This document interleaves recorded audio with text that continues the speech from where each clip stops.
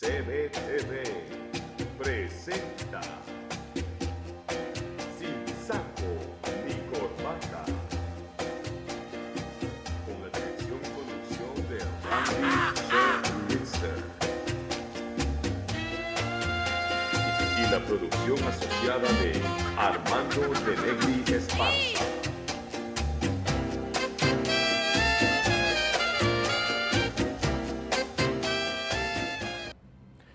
Muy buenas noches, amigos y amigas, bienvenidos a una edición más de Sin Saco ni Corbata. Soy Randy Lister y bueno, esta noche de candidatos, la presencia acá en la región de dos candidatos que están, bueno, en lucha constante por el sillón presidencial. Tengo acá a don Alfredo Barnechea. Don Alfredo, bienvenido y un gusto de conocerlo y un placer de tenerlo acá.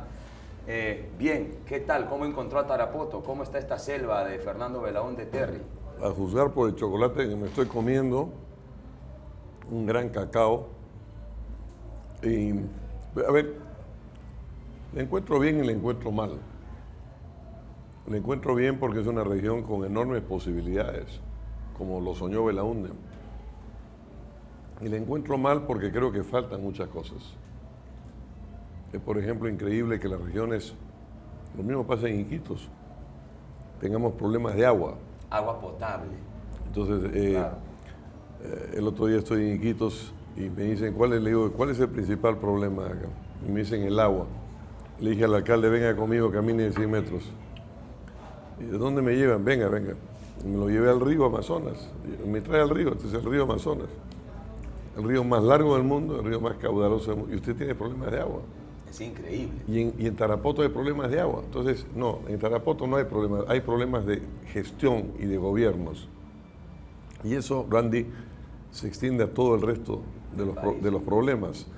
Lo que hemos tenido en estos 25 años, desde el fujimorismo y todos los gobiernos que siguieron sus políticas, fue un modelo que se preocupó de los grandes números, se preocupó de la macroeconomía, de defender a las empresas, pero se olvidó de un pequeño elemento, se olvidaron de ti, de mí, se olvidaron de la gente. Y por eso yo creo que esta elección es, en el fondo, una elección entre dos grandes modelos.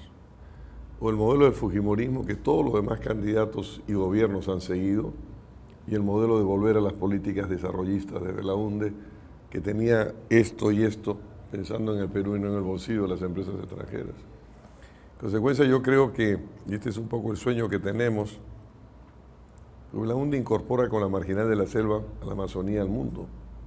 Hoy día la Amazonía es el gran reservorio de agua, de oxígeno, de biodiversidad, no solo del Perú, sino del planeta entero.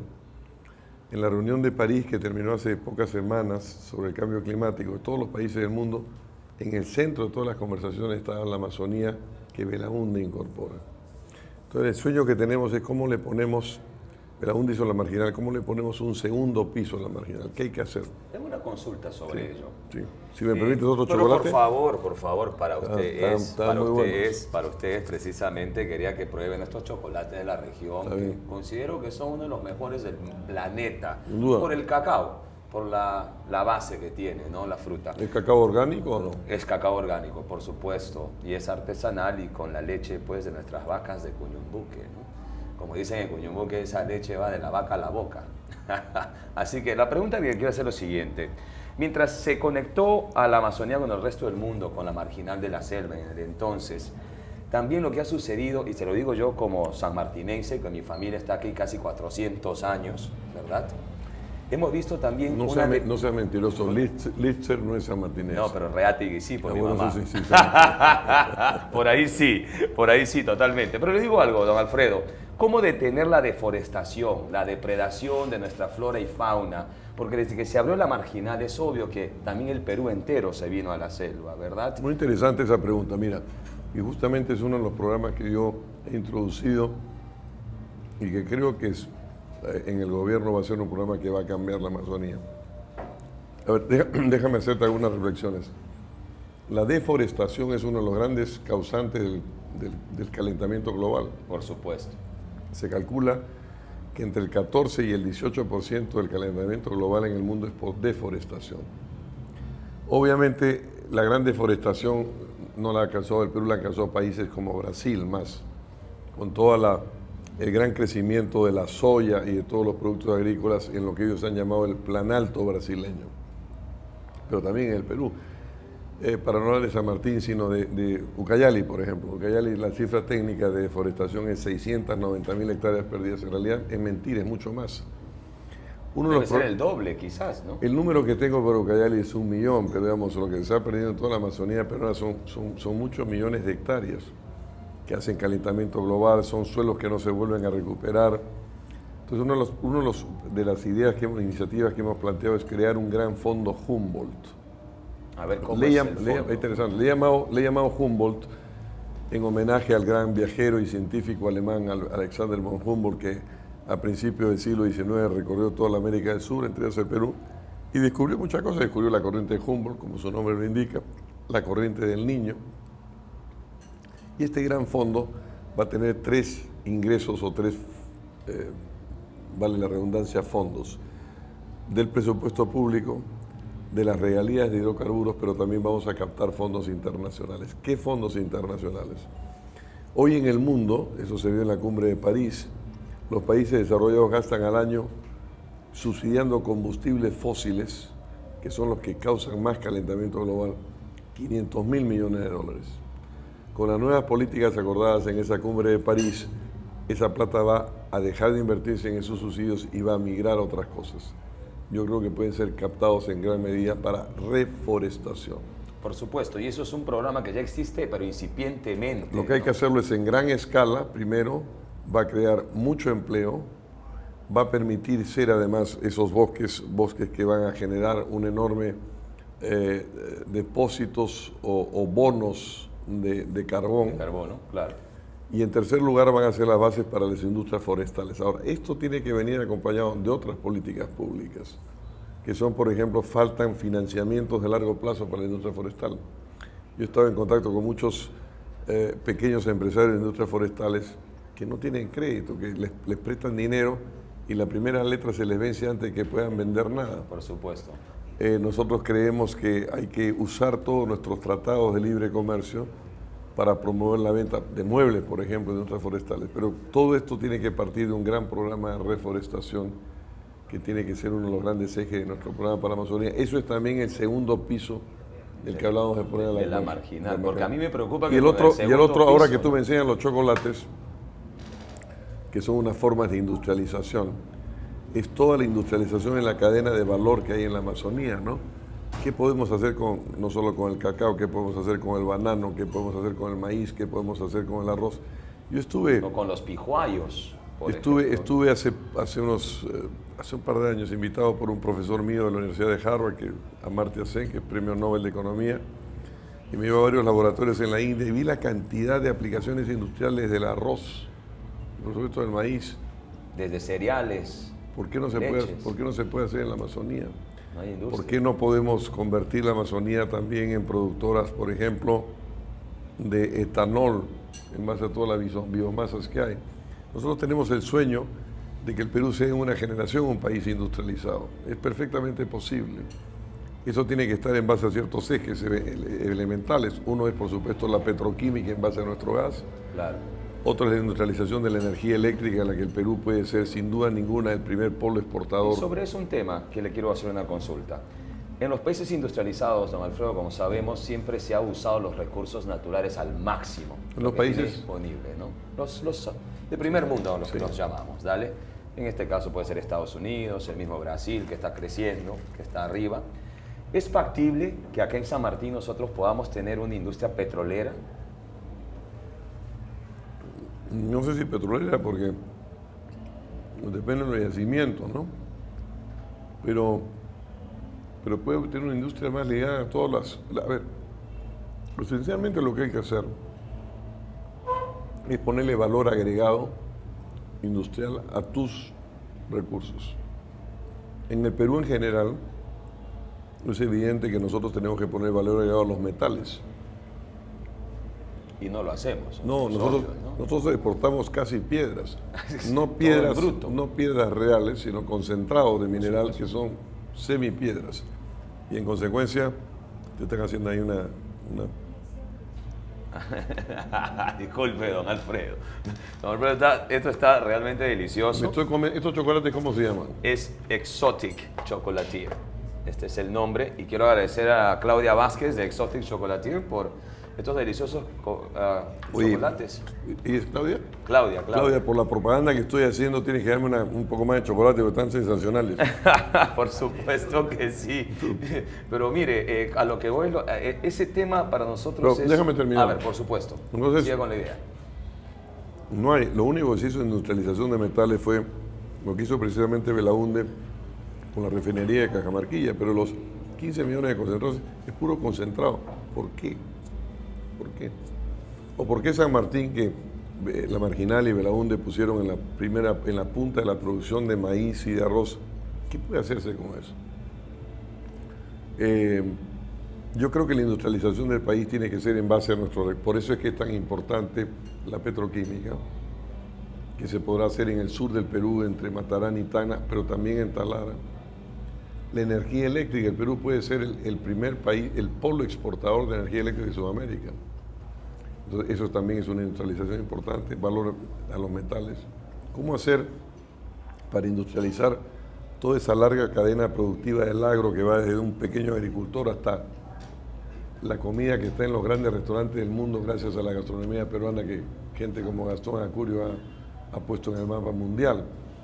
Entonces San Martín tiene que pensar en ese tipo de industrialización, ese tipo de recursos que además son cosas que puede hacer la pequeña empresa, ¿no? ¿Qué falta para eso? ¿Cómo canalizamos eso? ¿Qué falta ¿Cómo para eso? canalizamos? A ver, ¿cómo se hace realidad? Falta otra vez, por ejemplo, faltan créditos de largo plazo, que era lo que Belaúnde, la banca de desarrollo, le hemos desaparecido. Entonces ya lo que tenemos son bancos que cuando tú tienes una tarjeta de crédito, una deuda de consumo, te clavan unos intereses de 100.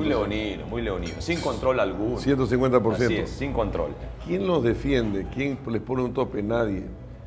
Otra vez, porque el modelo de fujimorismo es un modelo que está puesto al servicio de las grandes empresas y no de los peruanos. ¿Y eso no se va y se basa en la Constitución del 93, don Alfredo? No, porque tú tienes... ¿Eso en realidad no tiene implicación sobre lo que es la política económica?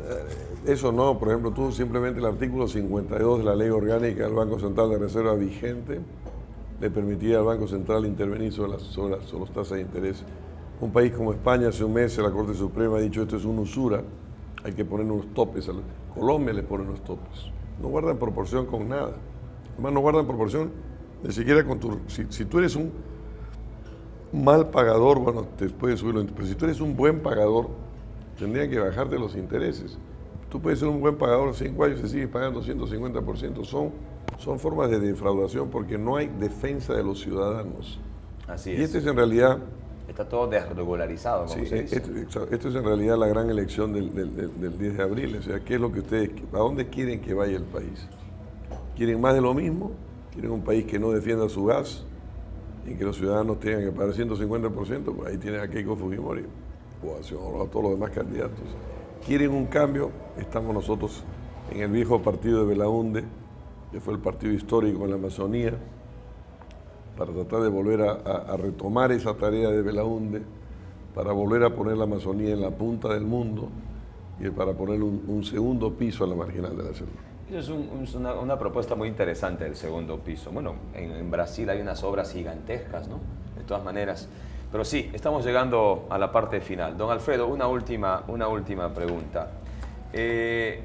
Aquí en el tema de la educación, como uno sabe, rapidito nada más, ¿cuál sería el presupuesto ideal en un gobierno de Barnechea para inversión en la educación en el país? Mira, es una pregunta un poco, mira, la mayor que se pueda. La mayor que se pueda, así es. Porque estamos como en 4.1. No, menos. 3.8. El modelo que todos dicen, bueno, hay que invertir 6% de Producto Bruto, pero ¿qué es lo que hay que hacer en educación esencialmente? ¿Qué es en lo que yo sueño? Hay una expresión casi bíblica que dice, es difícil dar una entrevista de televisión comiendo chocolate. ¿Sabes? No, por favor, come. Más bien un vaso de agua, por favor, don Alfredo. No, ya termino. Una expresión casi bíblica que dice, cuide el comienzo, que el final se cuida solo. Yo creo esencialmente que lo que hizo grande a los países, primero fue la educación pública, no fue la educación privada. No estoy en contra de la educación privada, pero siempre es un complemento. Lo que hizo grande a los grandes países del mundo fue la educación pública. Uno. Dos, lo que hay que ver es el cimiento de la educación, que es la educación primaria. La inicial y la primaria. Y otra cosa, que no es la educación, sino la preeducación. Eso tiene que ver con uno de los dramas de este país. Una de De las 0 vergüenzas. a 7. De 0 a 2. 0 a 2. El otro día estoy en un foro internacional y un científico dice un niño nace con 300 gramos en el cerebro y a los 2 años tiene 1200.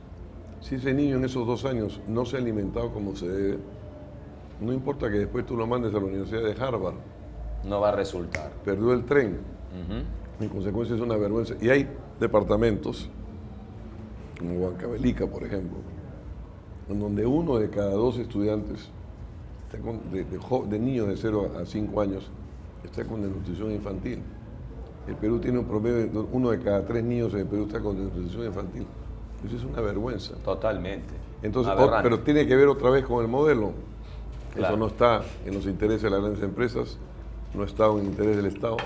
Y por tanto, yo he hecho agregado porque esa preeducación es tan o más importante que la educación. Pero esencialmente, Así es. ahora, esto está ligado a otra cosa más y con esto termino Listo. la pregunta, que hay que mejorar los sueldos de los maestros y hay que mejorar la formación de los maestros. Bueno, está establecido que eso están tiene además problemas. que ver con la calidad de los libros. Por ejemplo, nosotros hemos planteado en nuestro programa de gobierno, entre otras cosas, que vamos a hacer 1 millón de nuevas viviendas, organizadas en 25 ciudades inteligentes en el Perú, 1 por región. Naturalmente habrá ciudades más grandes que otras por el tamaño de las regiones, pero queremos que parte de esta nueva vivienda sea para maestros, como queremos que una parte sea para policías o para suboficiales de las Fuerzas Armadas. Y son instituciones que tenemos que volver a recuperar y a poner de prestigiar. Por supuesto. Pero esencialmente creemos que ahí hay que poner el énfasis en la educación. Muy Y bien. que ese cimiento es el cimiento que nos va a dar el gran salto. Estamos muy de acuerdo. Todos los estudios van por allá, que estamos en una crisis total en inicial, primaria y de 0, como dice, de 0 a 2 años. Estoy de acuerdo. Don Alfredo, muchas gracias. No, ha sido un placer Estos estar acá. chocolates son suyos, por favor, para que se los lleve. Está mi mujer conmigo acá en Tarapoto y mis hijos, que por supuesto van a pulverizar esto antes que yo pueda hacer. O sea, felizmente los he comido acá un poco, porque una vez que se los entregue ya no tengo ni uno. Perfecto. Don Alfredo, muchas gracias. Ha sido un placer, Randy, estar contigo y espero que la próxima vez que esté aquí en Tarapoto, siempre que haya chocolates, estaré supuesto. nuevamente con mucho gusto en este programa. El gusto ha sido mío, don Alfredo. Un gran placer. Y mucha suerte el 10 Listo. de abril. Vamos. Gracias. Vamos a la pausa y regresamos. Estás viendo Sin Saco ni Corbata.